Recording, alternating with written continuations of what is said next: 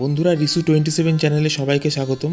আজকে সেই মানুষটির এক বিশেষ ঘটনা নিয়ে আলোচনা করব, যে মানুষটি আইসিএস এক্সামে 4th হয়ে জয়েন করেননি, নিজের দেশকে ইংরেজদের পরাধীনতার বন্ধন থেকে মুক্ত করবেন বলে। চলুন শুনে নেওয়া যাক সেই বিশেষ ঘটনাটি। গান্ধীজি বিচক্ষণ ব্যক্তি ছিলেন। তিনি ছেলেটিকে দেখেই চিনতে পেরেছিলেন যে এই ছেলে সেই ছেলে নয়। তাই তিনি জাতীয় কংগ্রেসের 1938-এর হরিপুরা অধিবেশনে তাকে সভাপতি করেছিলেন, যাতে ছেলেটিকে নিয়ন্ত্রণে রাখা যায়। যে ছেলে ইংরেজদের অধীনেই নিজের দেশকে রাখতে চান না, সে অন্যের অধীনে থাকবেন কি করে?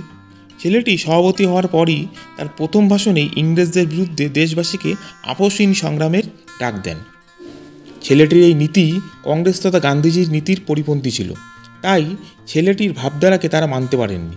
যখন ছেলেটি দেখল একবার সভাপতি হয়ে কংগ্রেসের গঠনতন্ত্রকে পরিবর্তন করা সম্ভব নয়, তাই তিনি পরের বার ত্রিপুরা অধিবেশনে সভাপতি হওয়ার জন্য ইচ্ছা প্রকাশ করেন। কিন্তু কংগ্রেসের কেউই এই প্রস্তাব মানতে চাননি, তেমনি কেউই তার বিরুদ্ধে দাঁড়াতেও সাহস পাননি। রাজেন্দ্র প্রসাদ, আবুল কালাম আজাদ, জওহরলাল নেহরুর মতো বড় বড় নেতাও তার বিরুদ্ধে দাঁড়াতে ভয় পেয়েছিলেন।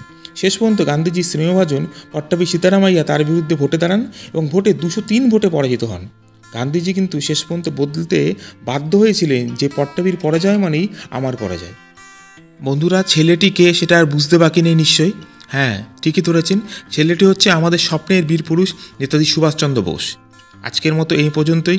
যদি ভিডিওটি ভালো লেগে থাকে বন্ধুরা, তাহলে অবশ্যই লাইক, কমেন্ট, শেয়ার করে দেবেন।